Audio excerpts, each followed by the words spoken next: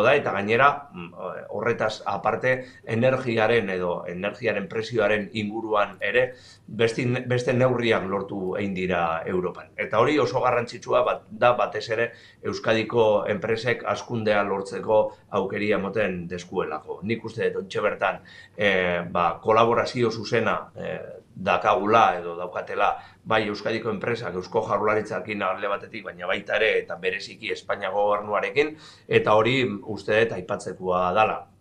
Iragai ez da gertatu, ontxe bertan dakagun harreman hori, harreman oso estua da, eta uste dut Euskal hazkunderako oso garrantzitsua da.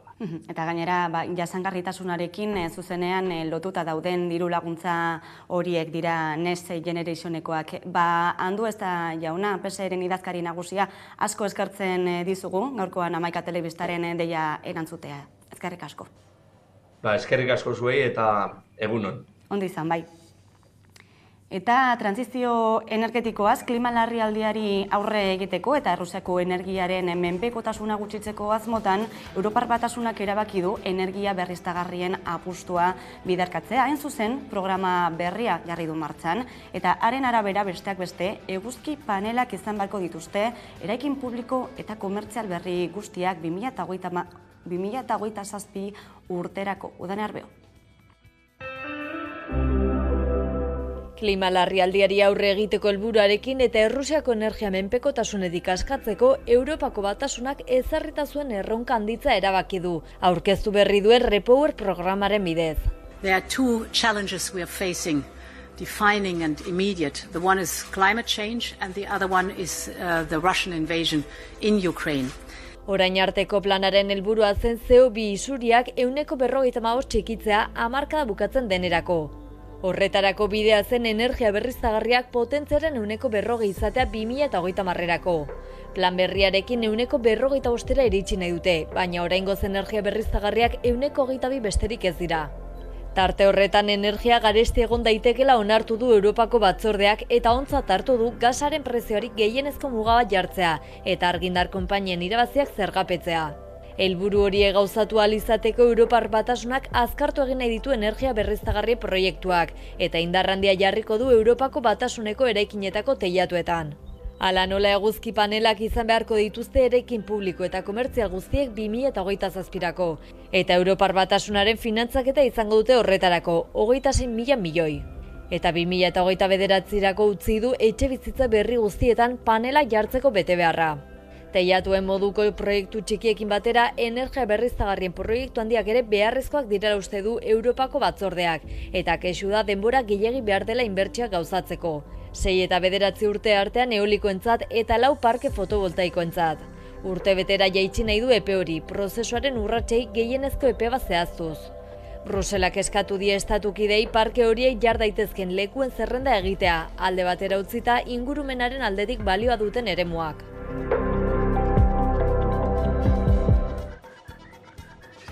Eta gai zaldatuta, ibilaldia, Bizkaiko ikastolen jai nagusia bueltan izango da 2 urteren ondoren igandean ospatuko da, eta Abusu ikastolak antolatuko du. 2022ko ibilaldia, Bizkaiko ikastolen jaia, Bilboko Abusu ikastolari egokitu zaio. Maiatzaren 29an, 3. aldiz ospatuko da ibilaldia Abusun. Pandemia osteko Bizkaiko lehen jai erraldoia familia zain lagunekin euskaratik eta euskaraz ospatzeko eguna izatea nahi du Bizkaiko herri handinetako ikastola txikienak. 2022ko ibilaldiak Erro, Harri, Leloari helduko dio. Leloa oso jolastia da eta argia da, ez? Batetik dago erro. Erroak, sustraiak, sentotu nahi ditugulako, arro gaudelako zer garen, nor garen, errotarri bat bezala bueltak eta lantzen gabiltzalako geure irina, eta geure irina euskara da, ez da besterik. Eta Erro, Harri, Har. Guztira 4,2 kilometro eta 4 gune izango ditu ibilaldiak. Ikastola gunea, Abusu ikastolan, Erro gunea, Ibai Eder parkean, Harri gunea, Oiagarran, eta Har gunea, Montefuerten. Antolatzaileek azaldu dutenez, musika, jokoak, ikuskizunak, tailerrak, kirola, dantza, ipuinak eta askoz gehiago uztartuko ditu ibilaldiak.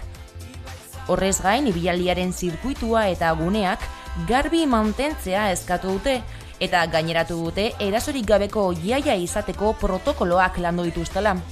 Maiatzaren 29 bitarte Halaber ibilaldia.eus webgunean ibilaldiari buruzko informazio guztia dago eskura. Ibilaldiari buruzko xehetasun guztiak emango dizkigu Saloa Aldatzek, Abusu ikastolako zuzendariak, pantailaren beste aldean dugulako. Eguerdion, Saloa? Kaixo, eguerdion. Egun gutxi falta da ibilaldirako, gogotsu egongo zaret, ez dakit dena prest duzuen dagoeneko, ala azken txanpan sartu zareten lanean? Bai, honezkeria badeko ze txanda guztiak lotute, ja infrastruktura guztiak ja dagoagu prest. Orain ja, azkenengo txanpan, ja aldapa bera tokatzen jaku, eta, aurrera. Bakarrik geratzen zaigu ja eguraldi ona, ez? Ja hori ere enkargatuta dekogu, orduen, listo, eguna iristeko zai. Bai, badirudi eguraldiak ere lagunduko duela gainera. Zer suposatzen du Abusu ikastolarentzat berriro ere ibilaldia antolatzeak? Bai, 3. antolatzen dugu, eta ia esan oso erronka handia izan da. Azkenan ezin dugu ahaztu 2 urtez egon garela pandemian, orduan berriro berreskuratzea, azkenean kriston elkarlana egin izan dugu guraso, ikasle, irakasle guztien artean, eta ia esan oso pozik gaude, eta ez dugu oraindik ospatu, igandeko jaia, baina urte osoan zehar egindako lanari esker, bai lortu dugu berriro, nolabait kohesioa lantzea ikastola mailan, eta zentzu horretan oso pozik gaude, ez? Azkenean ikastola txikia gara, 500 familia inguru gaude, orduan erronka handia da guretzako, eta bai aipatu behar dut, Bizkaia osoko ikastoletatik etorriko direla igandean ona lanera, orduan Bizkaia mailako auzolana antolatu dugu iganderako. Euskaltzale guztiek parte har dezaten gure jai honetan. Aurreikuspen onak beraz iganderako, programa zabala prestatu duzue gainera, ez? Bai, hori da, azkenean aipatu duzuen bezala, 4 kilometro inguru izango ditu ibilbideak, 4 gune ezberdinekin, lehenengoa ikastola, bigarrena hemen Ibaieder parkea, Erro gunea da, 3. Oiargan, eta azkenengoa Montefuerte. Eta, azkenean bai asmatu dugu, bai pentsatu dugu, publiko guztiarentzako eskaintza prestatzea, bai ikaslentzako, bai umeentzako, heldu, familia, nagusientzako, azkenean aurre ikusten dugu, jendetza etorriko dela, ez bakarrik programagatik, baizik eta jendeak badaukarako gogoa, ondo pasatzeko, eta Euskal Giroan ere ondo pasatzeko, elkarrekin egoteko. Noski baietz, hori baita ibilaldiaren helburu azken finean, ez? Aurtengoan gainera gogoan ekarriko dugu, zein den hautatu duzuen lelo hori, Erro Arriar, zer islatu nahi izan duzue horrekin? Bai, ez dakit ezagutzen zuen laula, baina Abusu ikastola badago hemen Ibaitzabalen hegalean, errota zahar batean kokatuta dago, orduan nahi izan dugu horrekin jokatu, ez? Errotik eta errotatik dator, azkenean hemen Abusu ez da bereziki euskalduna den auzo bat, Bilbo mailan, orduan egunero ari gara, ez? Gure landakariak esan dagoen moduan irina, ez? Errotan irina egiten, euskera zabaltzeko, gero harria bezain gogor jardungo garelako bai euskararen defentsan, eta azkenan gure oinarria den euskara horretan, bultzatzen, edatzen, eta gero harrera ikastola izan nahi dugulako, ez? Ikusten dugulako ze problematika dagoen bai auzoan, bai hirian, orduan, horri eutzi nahi diogulako, eta, hemen jende guztia ongi etorria da, ez? Horregatik. Mezu horri lotuta, eta metafora horrekin ez, gonbidapena igandean ospatuko den ibialdira joateko, eta azkenik, zein izango litzateke Abusu ikastolaren behar izan hori ez, zertara bideratuko da ibialditik lortutako dirua? Bai, 2013an berriztatu genuen, egin genuen eraikin berria hemen atzatzeko, eta horrek ekonomikoki ez du egotera eraman gaitu, baina aldi berean sendo, eta horrek ekidin, batez ere igandean lortuko ditugun baliabideak izango dira, proiektu metodologikoaren mesedetan gure infrastruktura, gure azpiegitura, gure arkitektura jartzeko, ez? Azkenean, gure ekonomiak igual ez digu usten behar bezalako aldaketak egiten, eta bai ikusi dugu proiektu metodologikoa eraldaketa osoan dagoela, eta azkenean ikastolaren eraikinak egon behar du horren mesedetan, eta zentzu horretan eraiko dugu baina egiten. Saloa Latz, oso ondo joan dadila igandekoa, animo asko, eta egingo dugu jarraipena hemendik ere, eskerrik asko. Bai, mi esker zuei, venga, ongi etorriz igandean, bale? Horixe. Eta kulturarekin jarraituko dugu, izan ere Bilboko Arrapazank programari amaiera eman zitzaion asteburuan, Bilbo Rocken hain zuzen, eszena lehiaketaren eta Klikazank txapelketaren finalekin.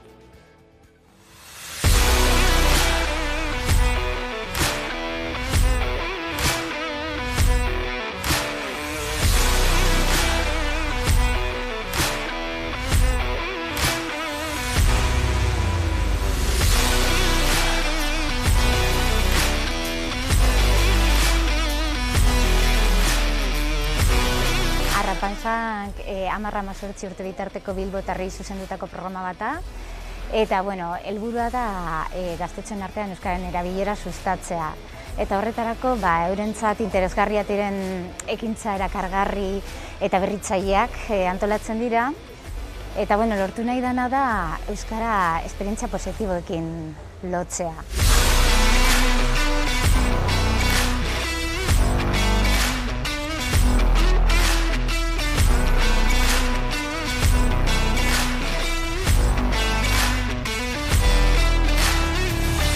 Egiteko Arrapazank eszena, eta orduan hor gazteak casting batera aurkezten dira, hortik batzuk aukeratuak izaten dira, eta izaten dituzte hori, entseguak eta masterclassak. Bilboko udaleko euskara eta hezkuntza sailak eta euskaltzaleen topaguneak elkarrekin antolatzen duten lehiaketa bat da, Bilboko gazte talentu lehiaketa bat izango litzateke eta disiplina ezberdinak lantzen dira, antzerkia, dantza, musika, zirkua, eta beste, magia eta bar baita ere. Orduan, gazteak apuntatzen dira, helburu nagusia izango litzateke euskara sustatzea gazte bien artean, eskolatik kanpo eure gustoko dituzten ekintzak eginez, euskara sustatzea izango litzateke, era berean gustoko dituzten ekintzak eginez izaten den bezala.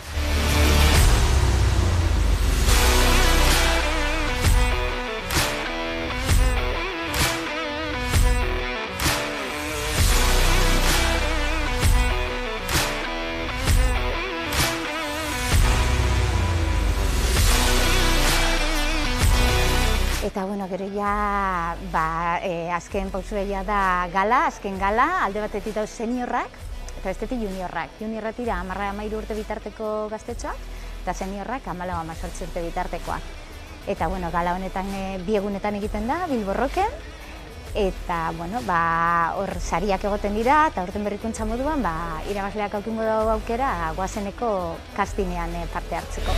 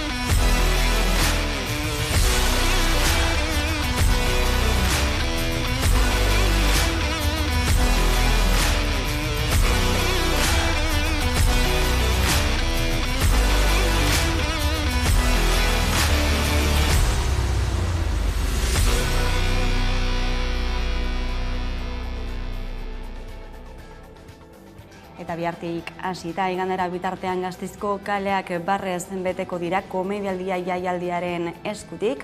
Informazio horrekin utziko zaituztegu tarte bat eta jarraian itzuliko gara eguneko elkarrizketa nagusiarekin. Gaurkoan gurekin izango baitugu Roberto Uriarte, Unidas Podemoseko Kongresuko diputatua. Orain arte.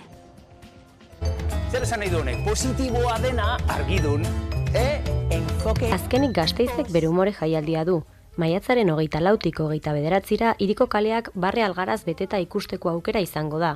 Bigarren edizioa abian da eta besteak beste mahai inguruak, erakusketak eta ikuskizunak izango dira nagusi.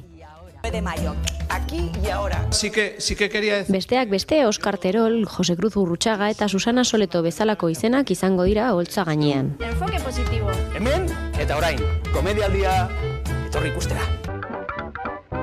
Pandemiak eragindako gogorik eza eta goibeltasuna izan ziren komedialdia jaialdiari ekiteko abiapuntu nagusiak. Josu Olano egitarauaren antolakuntzaz arduratzen da, eta hark ere beharrezkoa ikusi zuen egoera zela medio, umore jaialdi bat sortzea Gasteizen, umoreak pertsonen bizitzan duen garrantzia zohartuta. Egun batean bildu ginean eta COVID pandemia zela eta jendea txita egon zala da. Ez dakit horrendik den ja, edo horrendik ez, baina ez lukatzen.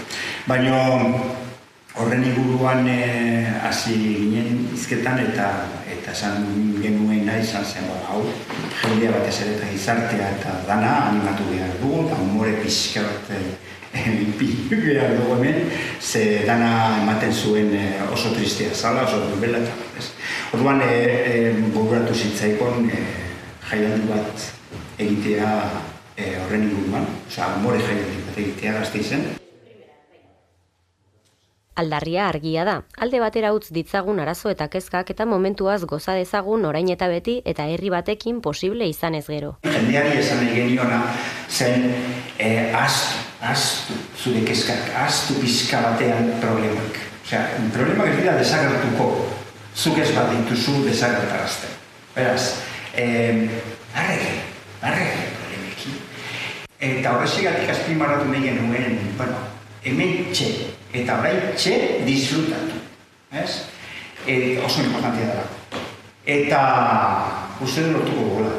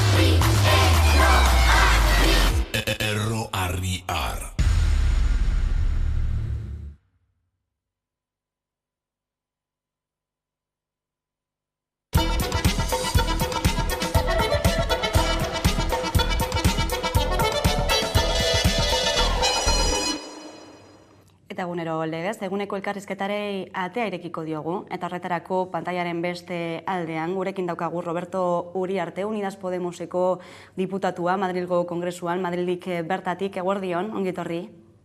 Eguerdion bai. Lehenik eta behin eguneko gai nagusiari heldu behar diegu, Juan Carlos Borboikoaren itzulerari buruzko albiste horrien zuzen ere, egunotan albiste izan dena ere, itzulera diskreziotik urrune emandakoa da, gainera inolako azalpenik gabe, itzuli da Espainiako errege emeritua, ez dakitzen iritzi duzuen gertatutakoaz, eta baita ere, Juan Carlos Borboikoak izan duen jarreraz ere.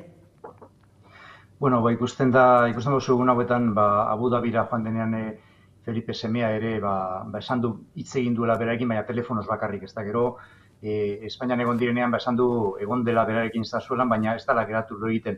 Holako azalpenak eman behar direnean sozialiti da, eta zoritzarrez beste azalpen batzu falta zaizkigu, ez da, zaigu interesatzen horren beste bitxikeriak edo zertan dabilen bere regatetan eta bere gauzetan, eta jakin nahiko genukena da beste gauza batzuk benetan kezkagarriak direnak eta jakin izan ditugunak aspalditik, ez da, bere doaitzak eman dituenak 75 milioiko diruak, ez dakite haziendarekin dituen arazoak, nola dagoen bere goera beste eskakizun judizial batzuk edo eramaten ari direnak Europako beste estatu batzutan, hau da jakin nahiko genukena, eta ez nola bere temporal librea pasatzen duen. Azalpen horiek berak eman beharko lituzke, ala errege etxeak?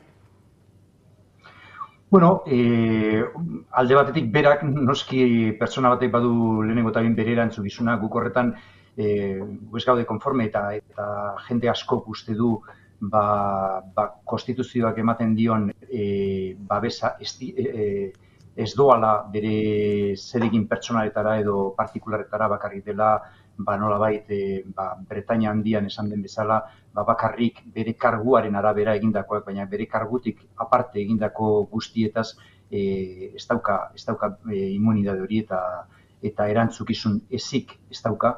Orduan, erantzukizun izan beharko luke bere zeregin pribatuen arabera, eta hor, zoritzarrez gaur egun gehienek uste dute erantzukizun ez zabalagoa izan beharko litzateke edo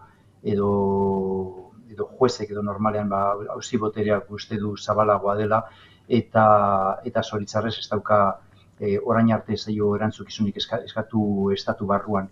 Baina, espero dugu behintzat beste estatu batzutatik etortzea behintzat erantzukizun eskari hori. Eta berak ala erregetxeak denek eman beharko dituzkete azalpenak, eta argi dago norbaitek ez duenean bere palazioan lo egitea edo ez duenean edo telefonoz hitz egin duela esaten duenean eta ez duela pertsonalki hitz egin. Eta holako gauzak esaten direnean argi eta garbi dago onartu egiten dela erantzukizuna eta hor azalpenak berak eman beharko dituzke bai Juan Carlosek eta bai erregetxeak eman beharko dituzkete. Erantzukizun horiek hartzea, azalpenak ematea, eskatzen entzun dugu baita ere PSOE, ordezkari batzuk horixe aipatu dute, baina hitzetatik haratago ez, zenolako jarrera izan du PSOEk gai honekiko urteetan zehar? Bueno, nik uste nahiko ezaguna dela ez da horrez dute gauza berririk esan, hori jente gehienak badaki hori, badaude baita zorionez PSOEren barruan, badaude pertsona batzuk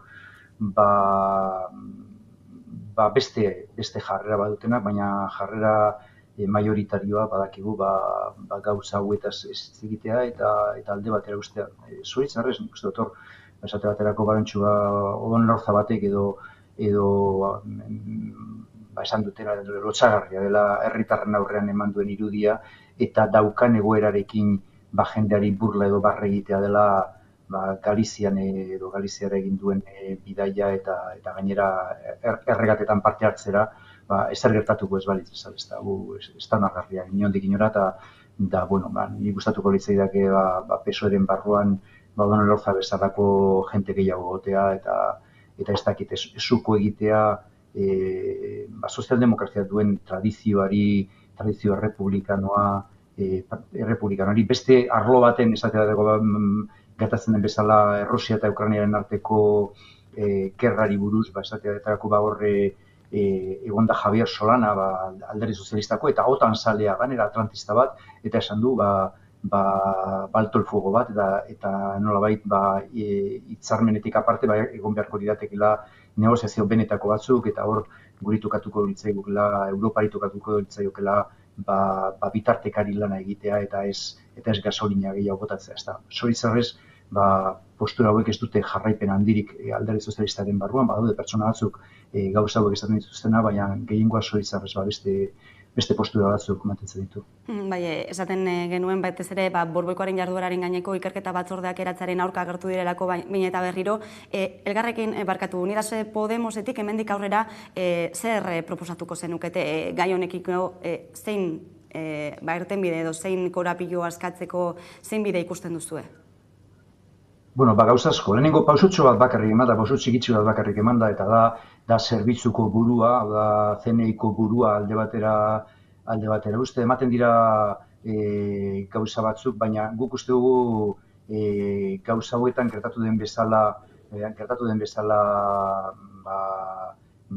espioitza kasuarekin, erregaren kasuan ere berdin. Ez da, ikerketa sakon bat egin beharko litzatekela, neurri guztiak hartu beharko liratekela ikerketa egiteko, eta guk horretan jarraituko dugu. Guretzat oso importantea da jakitea erantzukizun, eta esaten dutenek, eske erantzukizuna juezen esku egon beharko litzateke, erantzukizun penala bai, edo erantzukizun judiziala, erantzukizun politikoaz gu arduratu beharko inatiko, horretarako parlamentu bat, eta banien zuen esan dudan bezala guk ez dugu uste erregaren erantzukizunik eza nolabait mugagabea denik, guk uste dugu mugatuta dagoela, Bretainia handiko tribunalek uste duten bezala, mugatuta dagoela, estatu buru bezala egindakoetaz, baina ez, pertsonaki bere bizitza pribatuan egindakoaz, eta estatu burutzatik aparte egindakoaz. Orduan guk jarraituko dugu gure interpretazioa bultzatzen eta zabaltzen ideia hori, immunitatea ez dela erregarena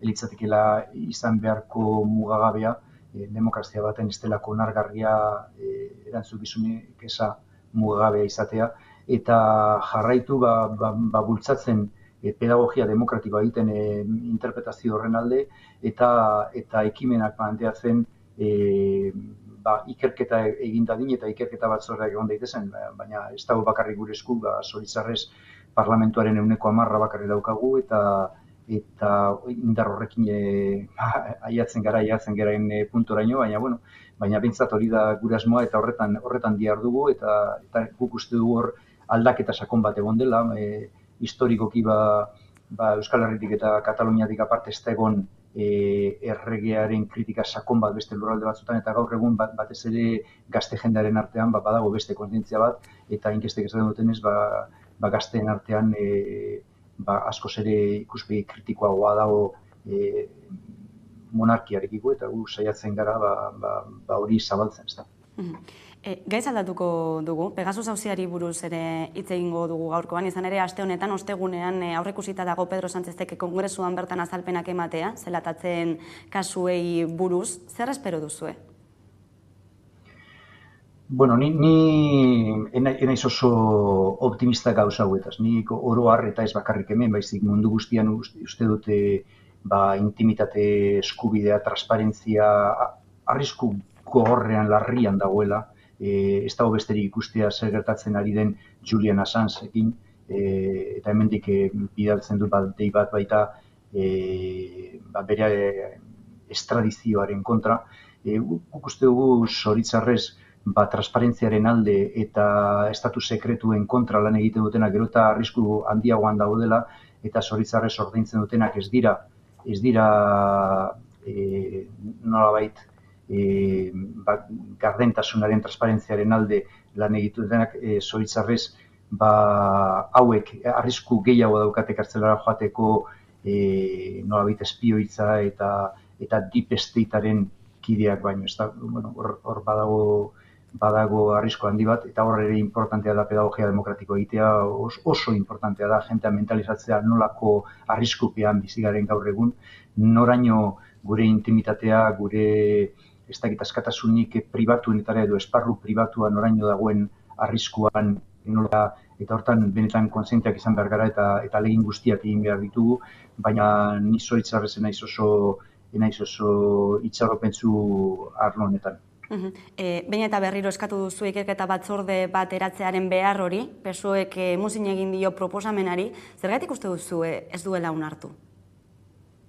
Zergatik ez duela onartu, mundu guztiko estatu guztietan gertatzen den bezala, hemen ere gertatzen delako, nolabait badagoelako deep state bat, estatu sakon bat, neurri handi baten ikutu ezina dena, eta demokraziek badutelako muga bat, eta muga hori da neurri handi baten estatu arrazoia, ezta?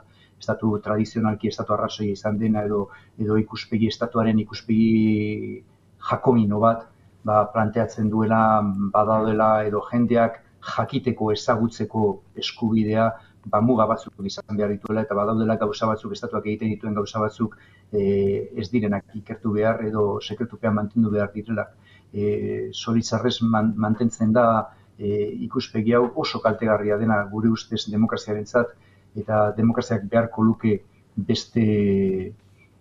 beste planteamendu batzuk arlo honetan, baina zoritxarrez gauzak dauden bezala daude eta ikusi dugu nola gehiengo politikoak edo nolabait gehiengo transversal bat sortu da, kasu honetan eskuineko alderdien eta alderdi sozialistaren artean ikerketan ez sakontzeko eta guk horretan uste dugu askoz ere pausu aurreratu egin beharko gintuzkela pausu asko eta horretan saiatuko gara gure daukagun indarraren enean, guk ez daukagu parlamentuaren 10% baino, baina gure indar guztiekin ari gara demokraziaren esparru zabaltzen eta deep state, estatu sekretuak eta nolabait arlo kolokialean kloakak deitzen direnak garbitzen, lehenengo ikertzen eta gero erantzukizunak eskatzen eta garbitzen.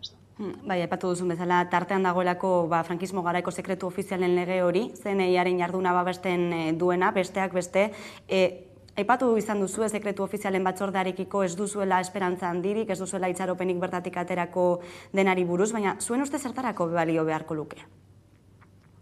Zertarako balio beharko luke? Argi eta garbi dago badaudela gauza batzuk sekretupean daudenak eta sekretupekoak direnak ikertu egin behar dira sekretu ofizialen batzordean, ze hor nolabait sekretua mantentzeko obligazioa dute horko partaideak, bildu zirenak beste egunean, ikusi genituen kideak, eta hori ondo dago sekretu ofizialen batzordea biltzea sekretupeko gauzak ikertzeko, baina gero beste batzorde berezi bat egon beharko litzateke gure ustez, ikertzeko beste gauza guztia sekretupean ez daudenak. Eta hor, badago gauza oso paradogiko bat, eta ez duena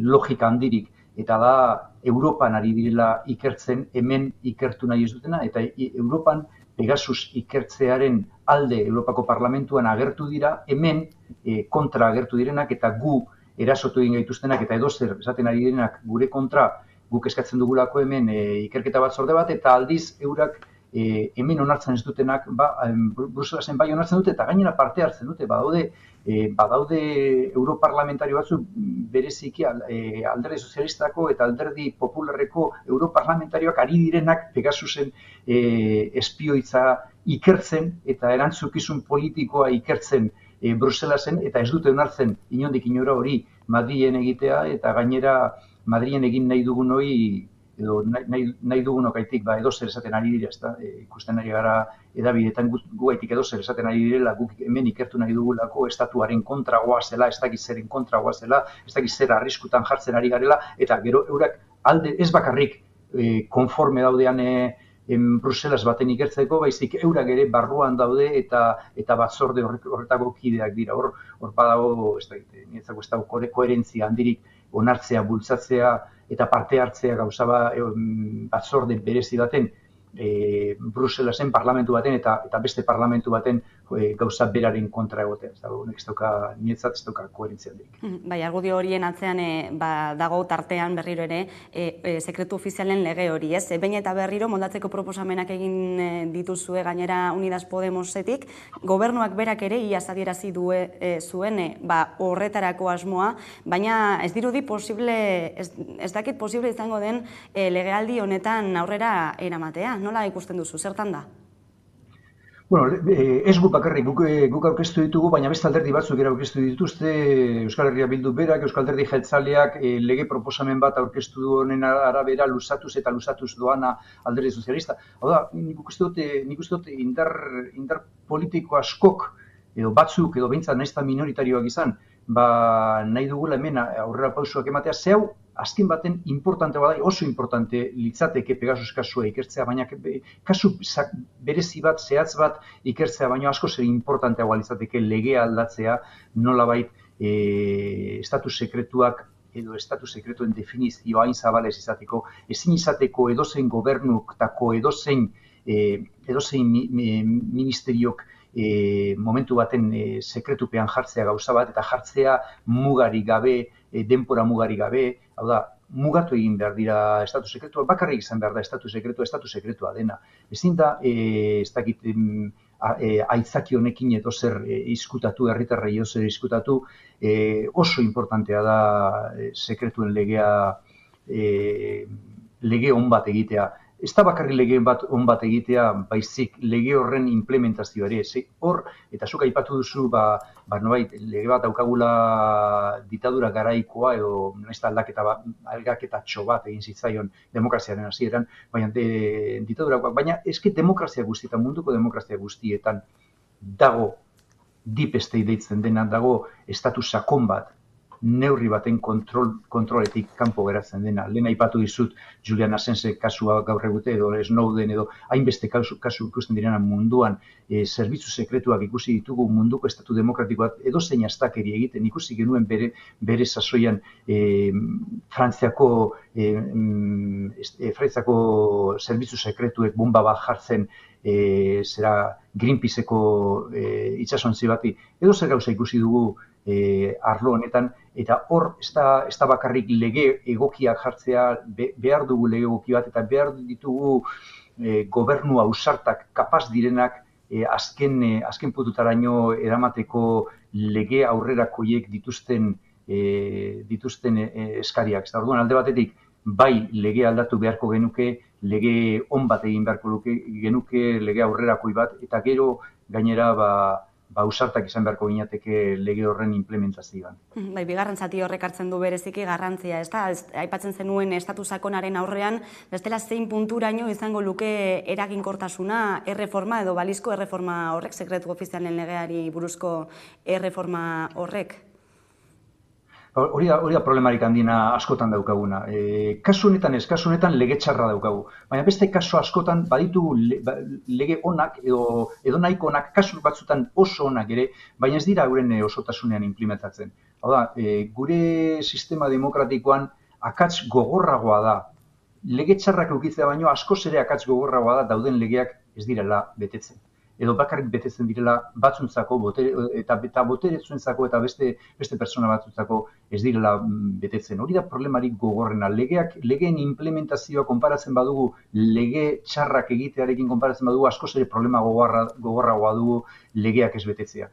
Kasu honetan, bi gauza gertatzen dira. Bereziki gertatzen da, ez dago problemarik implementazioan, ze legea hain zabala da, hain konsideratzen du edozer sekretupean mantendu leiken gauza bat eta mugari gabe, zeren legeak berak erraztasun guztiak ematen dizkio deep state edo estatus sakonari, baina beste kasu batzutan ez da gertatzen hau, beste kasu batzutan, beste arlo batzutan lege oso onak ditugu, baina zoritxarrez ez dira euren osotasunean betetzen. Pegasus auziarekin amaitzeko, gobernu bazkideak zareten aldetik, nola bizi izan duzue gertatutako guztia? Bueno, guretzako oso gogorra da, ezin zaio honi indarra kendu. Pentsa dezagun, ez bakarrik talde politiko batzuk edo talde independentista bereziki, baizik gobernuko presidentea bera ere espiatu izan da, bere ministro desberdinak ere espiatuak izan dira, ez dakigu noraino, hori da dakiguna, badakigu hauen espioitza egon dela, baina nor gehiago izan da zela da ez dakigu, noraino iritzi den espioitza hori, ez dakigu gainera, badakigu batzuk legalki espiatuak izan direla, baina ez dakigu, hau da, egon da, legalki baino esango genuke, egon dela agindu judizial bat espioitza egiteko norbaitena, baina Pegasus sistemarekin, aplikazioarekin badago mugarik, hau da, naiz da baimena eman juez batek baimena ematen duena norbait espiatzeko, beti ematen ditu, edo eman behar du baldintza zehaz batzukin. Eta baldintza horiek kontrolatu daitezke Pegasus sistemarekin, ze Pegasus sistema dirudienez sartzen zara norbaiten telefonoan eta badirudi horren bitartez bere kontaktuen zeratan ere sartu zaitezkela. Orduan, ja, naiz da printzipioz edo hasiera baten, juez baten baimena egon, horrek ez dakigu behintzat, ez dakigu segi esan, ez daukagunez ikerketa batzorderik eta ez daukagunez informazio nahikorik, ez dakigu noraino baimen judiziala egon arren ere, noraino baimen judiziala bere erabileran errespetatu den. Ze badinuzut, baimen judizial batek beti baldintza zehaz batzuk izan behar dituela eta historian zehar gogoratzen baduzu garzon juezaren edo magistratuaren garaian ere, edo egon direla kasu batzuk non juezak onartu du esate baterako kontrolatzea abokatu baten edo ez dakit noren edo delinkuente baten, edo delinkuente izan daiteken norbaiten abokatu baten telefonoa kontrolatzea, baina bakarrik gauza batzuk jakin alizateko, ez edozer jakin alizateko, ez bere bizitza pribatua kontrolatzeko, ez bere beste kontaktu batzuk kontrolatzeko, ez direnak delitu horren arabera persegituak direnak. Orduan, hor gauza asko, zalantza asko, galdera asko ditugu argitu gabe, eta estatu demokratiko bat ezin da bizi argitasunik gabe, transparentzia, gardentasuna, demokraziaren oinarri importante bata. Gai hau alde batera utziko dugu, egoera politikoaz ere aritu behar garelako, izan ere badirudi aldaketak datozela, izan ere Yolanda Díaz Espainiako lehendakari ordeak proiektu politiko berria iragarri du, datozen hauteskunde orokorretara begira, ezkerra aglutinatzeko nahiarekin, begion ez hartu duzu proposamena Alderdi Moretik? Bueno, eske proposamena Alderdi Morearena da, ez da Yolanda Díaz beraren proposamena, hau da guk luzatu genion proposamena, eskatu genion Yolanda Díazi, nolabait fronte zabal bat sortzea bere inguruan, ez da berak lideratzea. Berak oraindik ez du onarpen ofizialik egin, ez du azaldu bera aurkeztuko den gobernuko presidente izateko, oraindik ez du pausua eman, baina guk espero dugu gure eskaria eskuan hartzea eta aurra pausu hori ematea. Gainera, kontutan hartzen baduzu gaur egun esate baterako ezagutu den inkesta batzutan, gertatzen da inkestetan bi gauza ikusten direla. Alde batetik badagoela joera bat, badagoela tendentzia bat gerota sendoago egoteko eskuina eta ultraeskuina, igokala bat dago Alderdi Popularrarena eta Voxena, eta beste ezaugarria inkestek azaltzen dutena, da lider politiko guztien artean batek oso destakatzen duena eta gerota herritarren konfiantza gehiago daukala, eta ematen du hor paradoja bat dagoela, baina alde batetik tendentzia da botu emailegoa gerota eskuindarragoa izatea, eta beste alde batetik badago ezkerreko lider bat beste guztiengandik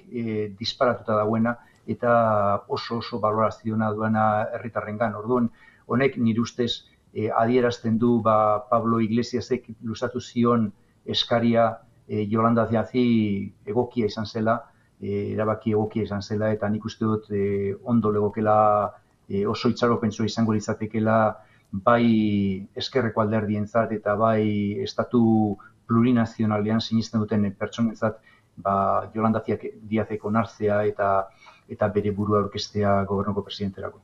Dena den, zailtasunak ikusten dituzu, ezkerreko bloke hori edo ezkerreko bloke hori, batasun hori eratzeko orduan alderdi politiko desberdinekin?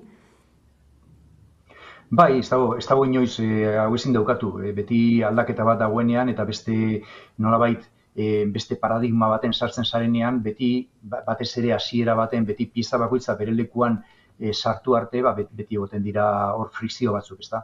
Espero dut frizio horiek importanteak izatea, esate baterako alderdi desberdina daudenean, pentsa dezagun gaur egun Eusko Alkartasunarekin gertatzen dena Bilduren barruan, espero dugu olako gauzarik ez gertatzea, espero dugu gauza guztiak egon daitezken frizio guztiak konpontzea, eta espero dugu inongo zailtasunik gabe eta parte guztiak hor parte izan behar diren egile politiko guztiak, eta bereziki egile politiko horiek ulertu behar dute, pizkat pausotxo bat atzera eman behar dutela eta gizarte zibilari leku gehiago, edo eman behar dutela eman behar duguna pausotxo bat atzera eta gizarte zibilari leku gehiago utzi, jende berriari leku gehiago utzi sartzeko, eta nik uste dut hor generosidadea nik uste dut oso importantea dela, eta interes orokorraren agindupean edo ikuspegian jokatzea, eta ez bakarrik norperak dituen posizioetan. Orduan, gauza hauek zaila dira beti, baina posible da, egon izan da, esate baterako, Uruguaieko Frente Zabala oso esperientzia interesgarria, oso importantea, urte askotan gobernuan egoteko eta herri bat nolabait aurrerapenean, modernizazioan, ikuspegi progresista baten jartzeko oso importantea da, generosidadez jokatzea egile politiko guztiak, eta bereziki egile politikook obligazio bat daukagu hor pizkate bigarren plano baten jartzeko eta gizarte zibilari leku gehiago usteko eta espazio bateak zabaltzeko gizarte zibilari. Fronte Zabal hori eratzeko bidean, zein uste duzu izango dela PSOEren jarrera? Nola ikusten duzue Feijóoren PP-a eta PSOErekin izan ditzakeen harremanetan? Ez dakite legealdi honen ondoren zenolako norabidea ikusten diozun PSOEri? Ea eskua luzatuko ote dion PP horri ala ezkerreko Fronte Zabal horretan ikusten duzuen? Ez dio luzatuko PP-ri. Alderdi sozialistak eta berezik izan zitek badakite nolabait gobernu progresista bat mantentzeko eta momentu honetan olatu neokons edo erreakzionariari aurre egiteko oso importantea dela herritarren mobilizazioa. Eta badaude herritar sektore batzuk oso kritikoak direnak politikarekin, oso eskertiak direnak, oso eskertiak enuke esango nuke oso konsientiak direla eta oso exigenteak direla demokraziarekin eta sektore hauek abstentzioan mantentzen badira eta ez badute pausoa ematen aurrera, ez dago posibilitaterik gobernu progresista bat mantentzeko. Eta argi eta garbi dauka Sánchezek importantea dela ezin duela jokatu nolabait eskerraren kontra eta ezin duela jokatu eskerraren batasunaren eta konfluentziaren kontra. Zergatik beharrezkoa duelako eskerreko adar bat mantentzeko, gobernu aurrerakoi bat mantentzeko oso importantea da. Alderdi sozialistak badu botu emailego tradizional bat, eta gobernu progresista bat mantentzeko alderdi sozialistak mantendu egin behar ditu bere botu emaile tradizionalak, baina beste alde batetik guk animatu egin behar ditugu, guk ilusioa berpiztu behar dugu beste jende batengan, ez daukana zaletasuna handirik botoa emateko edo askotan oso kritikoa dena sistemarekin eta animatu egin beharko litzatekeela ilusioa berpiztu behar zaiona eta horretarako gauzak oso ondo egin behar ditugu gure espazio politikoan, baina ez dut uste alderdi sozialista hori boikoteatzearen alde egongo denik edo hori kaltetzearen alde, ze neurri baten alderdi sozialistaren botu emailego klasikoarekin bakarrik gaur egun ez dago posibilitaterik aurre egiteko PP eta Voxen arteko koalizioari. Roberto Uriarte Unidas Podemoseko diputatua Madrilgo Kongresuan, mila esker gaurkoan Hamaika Telebistarekin egotegatik. Mila esker zeueri aukera emategatik, azalpen hauek emateko. Hurrengo arte. Eta tarte bat eta jarraian intzuliko gara eguneko solasaldiarekin. Gaurkoan gurekin izango ditugu Esti Linares eta Eneko Ander Romero. Orain arte.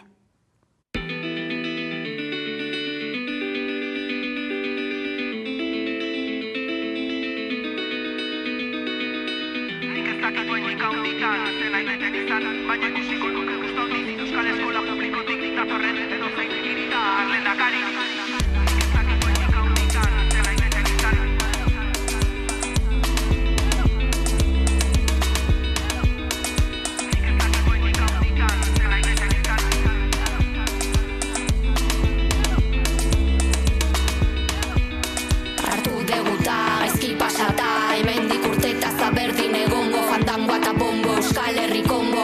Hasita berdintasun ongo eskaintzan Kalitate daku eredu honekin Bumba perantzun autosuperazioa Modua sanazioa helburua Ta bisortzea nazioan Gure interakzioa aro globalean Kultura landatzen bilatzen gean Dia espazioa barruko alean Ereia sustatzen munduko sarean Zabaltzea aro globalean Kultura landatzen bilatzen gean Dia espazioa barruko alean Musika sustatzen munduko sarean Nik ez dakitu hendik haunditan, zen aiteten izan, baino baino lan itzen txikitan, ez zinaztu zerritan sortu nitzen klase baten, mundu oso batez aldakabitzen, ez pasartzen jarri baldintzak, hitzak baino gehiago esateu ekintzak, denona da jakintzak, guzti eda guztintzat, gaurko umek bihar aukera denak izan ditzan, batzu jutei eskola goiti bera, jantzita pelota, arizedo futbol kamiseta bizkarren naikari, ez bat eta ez beste ez da horren beharrik, ezkuntzak ezin dut ziume bakar batatzen bakarrik, liarko erizain baserritar kazetari, rapero fisikalari, eneko aspe marikuri, Yuri Gagarin, biharko laize, biharko Juancho, biharko Fani. Nik ez dakitu hendik haunditan, zen aiteten izan, baina ikusiko nuke guztandiz, Euskal Eskola Publikotik datorren edozein hiritar lehendakari. Hey, nik ez dakitu hendik haunditan, zen aiteten izan, baina ikusiko nuke guztandiz, Euskal Eskola Publikotik datorren edozein hiritar lehendakari.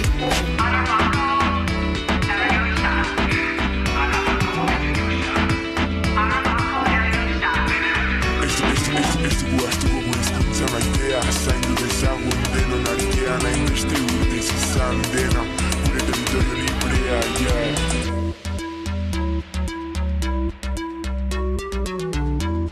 Hazitik gora. Hazitik gora. Hazitik gora.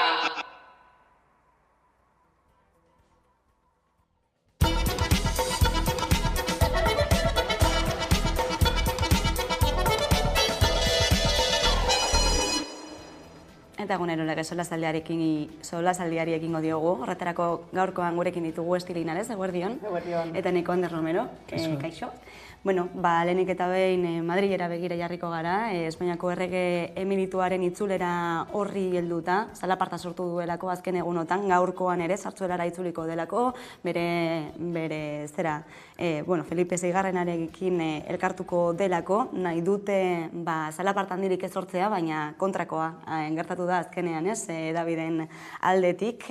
Ikusi dugu baita ere, entzun dugu, Borboikoari galdetuta ea azalpenik emango duen esaten, ez? Azalpenik zergatik, ez? Edo zeren inguruan, ez?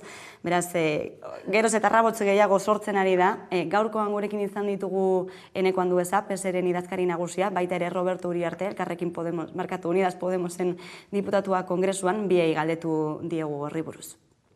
Nire ustez, Juan Carlosen etorreria, uste dugu, nahiko sakarra dela eta bestaldetik etortzekoa bazen barkamenak edo azalpenak emoteko izan beharko litzateke, ezta? Espainiatik pasiatzeko eta bere burua zuritzeko, ezta? Nik uste pendiente dakala azalpenak emotia eta horren arabera uste oso importanti izango zala, bidaia aprobetxatxia gauza asko argitzeko eta alde neinean ere beharrezkoa litzateke ere barkamenak eskatzia. Gure ustez gardentasuna oso beharrezkoa da halako instituzioetan eta esatia dakagu berak bere instituzioan edo bere karguaren arabera aprobetxamendu pertsonal bat eduki duela eta hori onartezina da. Beraz, barkamenak eta azalpenak emoteko izan beharko litzateke bidaia. Beste azalpen batzu falta zaizkigu, zaigu interesatzen horren beste bitxikeriak edo zertan dabilen bere regatetan eta bere gauzetan eta jakin nahiko genukena da beste gauza batzuk benetan kezkagarriak direnak eta jakin izan ditugunak aspalditik, bere doaitzak eman dituenak 75 milioiko diruak, haziendarekin dituen arazoak, nola dagoen bere goera beste eskakizun judizial batzuk edo eramaten ari direnak Europako beste estatu batzutan, hau da jakin nahiko genukena, eta ez nola bere temporal librea pasatzen duen. Biek bat egin dute, azalpenak ematearen beharrari buruz, egia da ez, legalki batez ere erantzukizunak falta direla, baina zin punturaino uste duzu dela inusentea ez, azalpenak eskatzea? Da inusentea, baina ere, impunitatea oso nabaria da, eta ganera Alderdi Sozialista ateratzen da, Unidas Podemos ateratzen da, baina gero gobernua, eta haiek gobernua dira, gobernuak ez du esaten duena da oso flojo. Zuelatik ere oso deseroso omen daude honekin, baina bueno, orokorrean nik uste dut mundu guztiarentzat dela oso deserosoa, bai gobernuarentzat, bai Felipe VIgarrenarentzat, baina impunitatearen beste adibide bat da batean Sanson agertzea erregatetan, bere ozio pasetan eta ganera guztiz gonbidatuta eta txaloen artean, ez da? Bai, eta oso simbolikoa zen, eta azken finean bertatik joan zen, eta berriro leku berdinera bueltan dago, ez da, ez da ezebez gertago egin aldezaken nahi dodana, eta simbolikoki asko da, ez da, eta herritarron mailarentzat, eta baita ere, ez da, nola interpretatu den, eta berak baita ere nola, ez da, bere gorpuzkera dandana, ez da, nola interpretatzen dagoen, da, eta berak badaki, eta gainera, hori, berak esanten duenean, zalpenak zertarako eske benetan sinezten du eta berak pentsatzen du, berak egin aldezakela da dudanaz, eta azken finean, eta horrek eragiten duena da, tradizionalki eta historikoki nola da eraiki egin den estatua eta non ipini egin duen fogu eta ze motatako babesak ez da izan dituzten, eta botere harreman horiek esaten ditugunean, edo botere bereizketa horiek ez daudezela. Hori da gertatzen ari dena, ezta? Eta hortatik, klaro, nik baita ere pentsatzen dut, ezken barkamena eta azalpena uste dute nora joaten da hori. Azkenean, egingo barko luketenek edo zerbait, erdatzen baldin bada uste dut, legalki, ez da, estatuak egitea zerbait, gobernuak, estatuak eta sistema judizialak. Hor dago batez ere gakoa, ez da? Eta, alde batetik, oraindik ere daramagu, ez da, esaten dena hori monarkia parlamentaria doekogu hor instituzio bat ez duenak inork erabaki hor egotea, hor bermatzea eta jarraitzea bertan. Hori da dekogu lehenengo gaiko garrantzitsuena. Baina tira, suposatzen da, ez da, txuritasun hori esaten dena eta gainera oso izkera rasistarekin, ez da, egiten dena horrela como Felipe VIgarrenak, ez da, daukada beste perfil bat, daukada beste diskurtso eta relato bat, baina, ni beti ere pentsaten dut, gauden momentuan ikusita daukasun baliabide bakarrak, baina hala eta guztiz ere, oraindik ere mantentzen ari da horrelako instituzio bat. Eta bakarrik ja mantenduta, justifikazioa da, gero, ez da, gainera, hala eta guztiz ere, asko hitz egiten dugu errege meteorituari buruz, ez da, eta hordeko bere tituloa. Orduan, horri buruz berba egitea, izango beharko litzateke gauzak asko aldatzea, baina uste dut ez dela gauza bat markarmena edo azalpenak emon behar, baizik eta estatuak, gobernuak eta sistema judizialak bestelako ekintzak hartzea. Guztiz adosketa ganera, memoriak hitz egin behar da goratzeko orain dela gitzarte jendeak esaten zuela haiek zirela monarkikoak, baizik eta Juan Carlistak zirela. Eta orain entzuten dugu ez, nire naz monarkikoa nire filipista naz, eta Juan Carlistarena hor bidean, nun baiten galdu egin da, eta ez dira ez filipistaz, ez Juan Carlistas, eta batzuk ez dira inkluso monarkikoak izango, baina da, estatua nola eraiki da, berak esan bezala, eta estatuaren defentsa hori, eta oraindik ere estatu buruak zer ordezkatzen dauen, eta ordezkatzen dau, ez estatuaren batasun simboliko eta historiko hori frankotik datorrena baitere, eta oso interesgarri zen da, azalpenak emango ditu, nori, nola, emango ditu, ez ditu emango, eta zertarako nahi ditugu azalpenak. Bere egongo da azalpenak emoten bitartean fiskaltzak eta antikorrupzio fiskala dagoenean bere impunitate osoa bermatzen, zer joango da azalpenak emotera. Erresuma batura, bertan epaiketa batean dago korinaren aurkako azalpena egiteagatik Espainiako baliabideak eta zerbitzu sekretuak erabiliz, beraz, nolabait, zertarako nahi ditugu azalpen horiek, ez dik esan bezala, eta noiz erantzungo dio fiskaltzari. Tamale, segurenik, inoiz, baina ezken bere semearekin, berdina gertatuko bada, ezke egora berdina aurkituko gara. Berriz ere, guztiok izango gara leornoristaz, eta beste kapitulo bat izten duguna guztiz azalpenik bari, eta bereziki impunitate osoan. Noiz arte irudikatzen duzue monarkiaren indarra hori? Nik uste herritar maila aldatuko dugunean, ez dakiz noiz eta nola eta zein momentutan, baina oso representatiboa da horrelako eta justueneko kogorazio egin digu zer gertatu egin zen Korinagaz, baina ezkei, azten bazua pentsaten. Daukan historikoa esaten dozu, baina, nola izango alda edo nola posiblea den pertsona honek etortzea ezta Galiziara, gainera ohore guztiekin, eta daukan representazio eta gainera hori kaletik joatea eta gainera txaloak jasotzea. Hor dago batez ere nik daukadan, ez da, egiten dudan irakurketa daukagula arazo bat, nola irakurtzen dugun eta ze motatako signifikazio ematen dugun historiari. Eta hor dago batez ere gakoa. Zer eta adibidez, monarkiari ez da eta daukagun lotura horri, eta, beni barne-barne ez naiz ipiniko, baina nola irakurtzen dugun monarkia hori beste leku batetik irakurriko bagenu eta pentsaten baldin badegu injustua dela horrelako instituzio bat izatea. Dirua ematen ari diegu publikoa dena. Dauzkate hainbat leku eta edifizio desberdinak dauzkate, diru galanta eta gurea dena. Eta guk, eta daukagun, sentsazio hori, zerbait instituzioki, dagoena eta historikoki egon dena, eta ez dugu horren kontra joaten. Hor dago arazo, bai, beneko kaipatzen duen modun, Felipe Zegarrenak egingo dezala nahi duena, baina gero hori jarraituko du monarkia ordan nora arte. Uste dut hor egingo barko litzatekena da, gauzak estrukturalki eta relatoak asko aldatzea eta diskurtsoa asko aldatzea zen eta ikusten baldin badegu, instituzio bat frankismoak ipini zuen, eta azken fina albidetu egin zuen instituzio bat ekogu. Hori beste lekutan non, adibidez, sistema diktatorial batetatik datorren, ez da beste instituzioa dekogu, beste leku baten, orduan. Hori da batez ere garrantzitsua dena aldatzea, ez da? Daukaten impunitate hori eta daukaten justifikazio eta legitimitate mailan, baina herritarron mailan. Hor dago gakoa. Nik uste dut eta labur, gizartearen baitan dakon legitimitatea gero eta txikiagoa dela, eta txaloak aipatzen ditugunean, irudiak ikusten badira, ikusten dira, askoz jota, 400 pertsona, 200 kazetari, eta besteak da jende oso nagusia, edo esango dugu friki itxura ematen dutenak, nor da monarkiko gaur egune Espainian. Praktikamente inor, oso jende gitzi. Ganera azken 15 urteko fenomenoa izan da, gero eta hankasartze gehiago egon direnean, hori alde batetik, eta ez du asko irango sozialki bere sustengoa.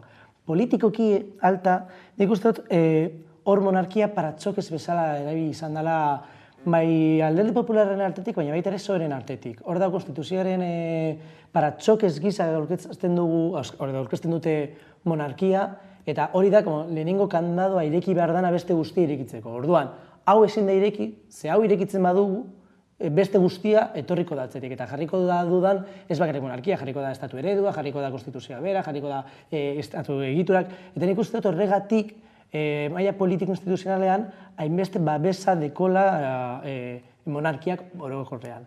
Sozialki, argita garbi eta inkestek esaten dute Euskal Herrian, Katalunian, Kanarietan eta Galizian, betiko mapan, hor oso desberdina da. Baina Espainian gero eta gitziago, sustengoa gero eta aulagoa da, eta ez dut uste asko haratago zera mantendu alko dutenik. Ikusiko da, hitz egingo dugu horrelago horri buruz ere, hemen utziko dugu gai hau momentuz, beste gai bati heltzeko, izan ere ekonomia gaiak pilpilean daudelako gurean, azken egunetako albiste izan da, ez da Siemens Gamesak akzioak erosteko eskaintza publikoa iragarri duela, Siemens Energy konpainiak entzuzen ere, eta langileak noski kezkatuta daudela, kaleratzeak izango direnaren beldur, ea Zamudion dagoen lantegia edo egoitza atzerrira aldatuko ote den, ez dakit nola ikusten duzue zuek egoera, argi dago, kezka hortxe dagoena, ikusteko dagoela zer gertatuko den, aipatu dute momentuz ez dutela leku aldatzeko aukera hori mai gainean, baina ikusiko da ez, etorkizunean, nola ikusten duzue zuek? Nik uste dut privatizazio eta deslokalizazio aro berri batean gaudela egiten ez Euskal Herrian edo Euskal Autonomia Erkidegoan. Ikusi genuen Euskaltelekin, ikusi genuen ari gara Siemens Gamesarekin, ikusi dugu nola Kutxabankek desinbertzio itzela egin duela azkenengo 10 urteetan Europar Batasunetik behartuta eta bere privatizazioa dela eta, dela 10 urtekoa, ezin dugu ahaztu. Eta estetikikoki arazo bat dekogu bigarren sektorean. Hirugarren sektorean izan dugu, baina dekogu atzetik datorrena, baina bigarren sektorea izan da nolabait Eusko Jaurlaritzatik mimatuena izan dana, eta ikusi genuen bere garaian nola hor apostu bat jauzi egin zela, eta orain berriz jausten ari da. Eta hor ordainduko dutenak segurenik ez, seguro, zebetik gertatzen da, langileak izango dira. Ez dakit zehazki Siemens-Gamesarekin zer gertatuko den, txarra, onerako ez dela izango emoten du akzioen gora bereagatik, baina oso kezkagarria da guretzat ere herrialde bezala non geratzen den gure bigarren sektore hori.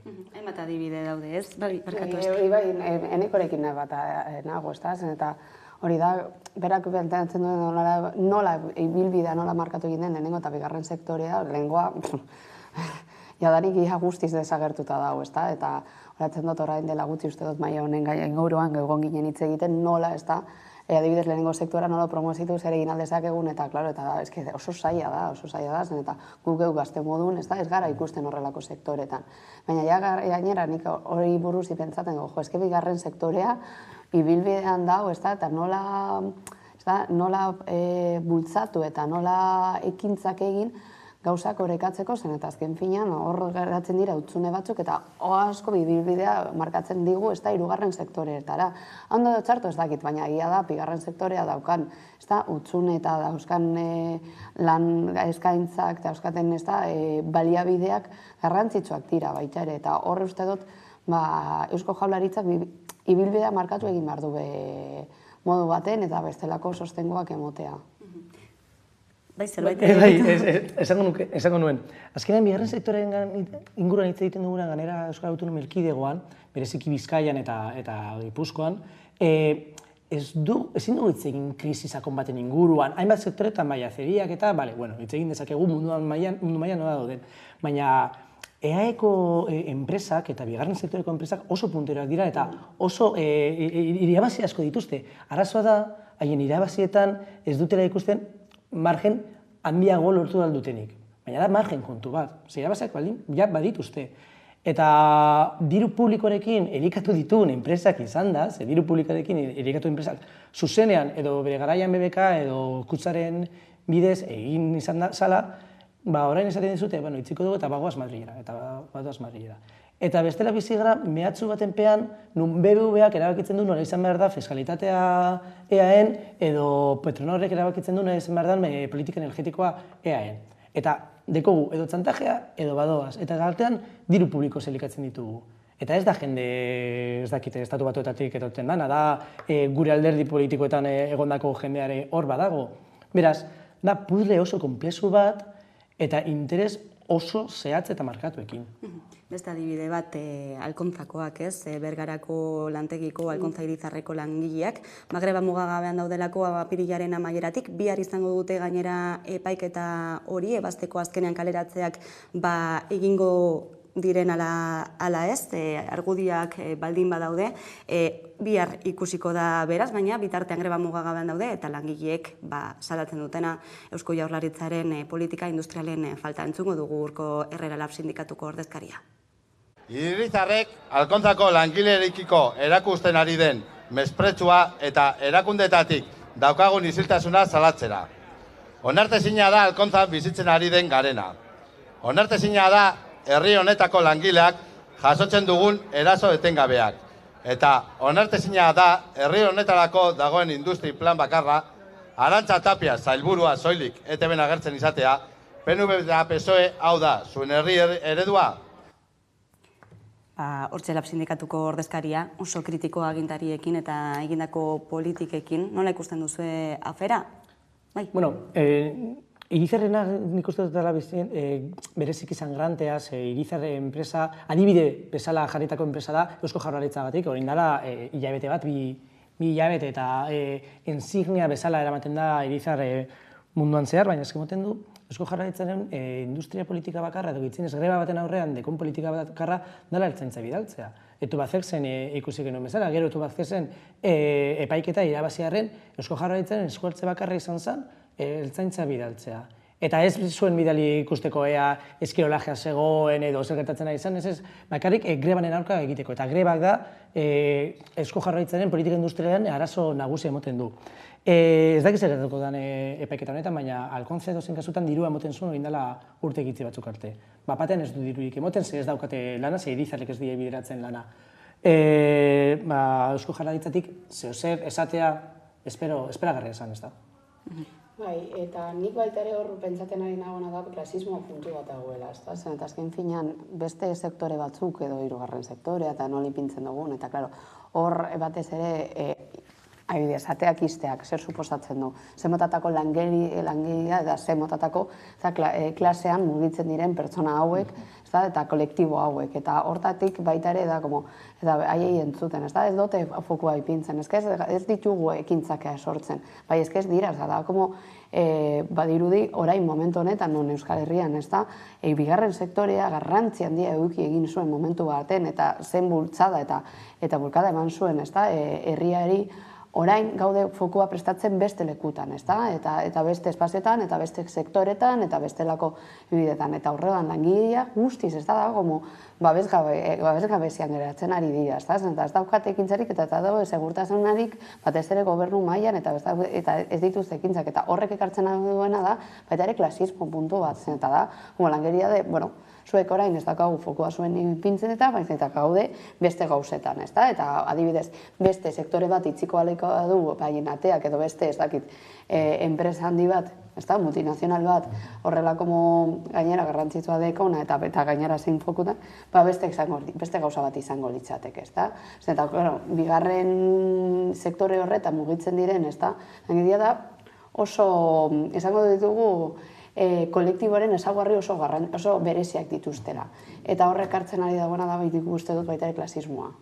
Eta gauza batek bestea ekartzen du, gauza batek bestera eramaten gaitu, eta etxe bizitzaren arazoari buruz ere hitz egin dezakegu, ez da, prekarietatea, langabezia datuak goraka, gazten egoera, ez soilik gazteena, ez da, gizarte osoaren arazo bat bilakatu da etxe bizitzaren zarbide horrena, eta horren aurrean hartzen ari diren neurriak edo politikak zeintzuk diren, ez? Eusko Jaurlaritzak duela gutxi iragarri zuen berriro ere gaztelagun programa hori indartuko zuela, adin tartean dituko zuela, laguntzak ere handituko zituela, baina ez dakit horien aurrean zenolako iritzia duzuen zuek nahikoa izango ote diren laguntza horiek benetan erroan dagoen arazoari heltzeko, ez? Nik uste ezetzen eta daukagun erroan da, privatizazioara daukagun bideraltzen digutela gazte hori da, etxe bizitza bat erostea azken finean, edo hipotekarekin lotutako bestelako laguntza, baina daukaguna arazo larria da, alkilerra oso garestia dela.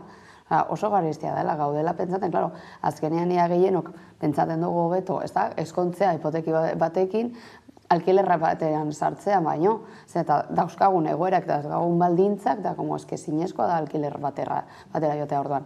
Alkilerraren privatizazioa eta daukagun egoera, ezin bestelako ekintzak, sortzea ez bakarrik laguntzak, eta gainera laguntzak mugatuak dira, baliabide konkretuak dauz, eta ia gazte gaien daukagun, egoerengatik, igual ez gara enbeste sartuko horretan. Orduan, uste dut dagoen muinean eta dagoen oinarrietan dagoen arazoa asko zer esako alde batetik dauzkagun, enpresa eta daukagun kapitalismo mundu horren kontra, da komunidaten kontra joten badin bagara, baina, klaro, etxe bizitzaren privatizazioaren gakoa edo ekiditen dugu beste modu baten edo oso zaila izango da, eta nik uste batez ere arazoa dagoela alkilerrarekin, eta klaro, bai edo bai, eskondu behar zara hipoteka batekin, gauzak, etxetik edo gurasoen etxetik joateko. Bai, nik uste dut alde batetik strukturala den gauza bat, edo strukturala bilakatzen ari den gauza bat, dela alokairioaren krisi orokorra gitzenez mendebalde osoan gertatzen ari nada ez bakarrik Euskal Herrian, eta Bilboko udalak esaten zuen pasen abenduan, 10.000 gazte langile, soldatapeko lanean dauzen 10.000 gazte gurasoen etxetik joan nahi dira, emantzipatu nahi dira, eta ezin dute. Hau da, horrek esan nahi du, soldata bat izan da, ezin dugula, etxe bat alokatu, da, soldata bat izan da ezin dugula gure bizitza proiektu aurrera eramatea. Hori da, pobre berriek lan egiten dutela edo dugula. Hori esan nahi du. Hori alde batetik strukturala bilakatzen nahi dena, eta inork ez ditu neurriak hartzen. Edo, kontuz. Bai hartzen dira neurriak, baina zer nolako neurriak, guztiz kosmetikoak. Gaztelagun plana, bereziki azerrenago gauza hauekin. Zer nolako deskonexioa dago Gaztelagun planak jartzen dituen baldintzetatik errealitatera? Eta iazna sartuko aurreko programan soldata mugak ziren guztik zoroak eta alokairuenak ere, baina baizik eta iragarri diren neurri barriak. Euskal Autonomia Erkidegoko kapitaletan 800 euroko alokairua ordaintzen baduzu, sartu alzara, eskazte plana gaztelaguntza... Zenbat alokairu daude, ez? Hori da, eta gaur bertan sartu naz webgunea oso ez, 300 piso, 12. 800 pizutik, bera, zer alokatu alduzu gazte planarekin? Zertarako balio du? 10.000 bilbotar etxetik juteko solatapeko lanekin, zer da migajak dira, eta da, neurri guztiz kosmetikoa. Zer badakigu zein dan, eta honekin jamitzen dut, badakigu zein dan bidea, eta da, alokairuaren prezioaren muga. Eta egin aldute, tresnak dituzte, baina ez dute nahi. Ba esan, ez guk ordezkatzen ditugu propietarioak eta propietarioen biak bereziki. Eta orduan erabaki dugu, gaztelagun hau sortzea migaja batzuk banatzeko, eta listo. Eta horrean, ez digute aurpegian barre egiten, eta listo.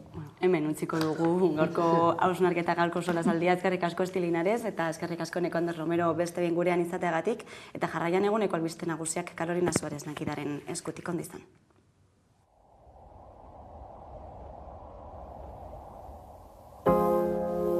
Sekula nuela erreko zinekin nuen Ta zigarroa eskutan nabilitza bekidazten Betidanik esan dut Umeriken nuela nahi Ta nere neska urdun dagoela esaten etorri zain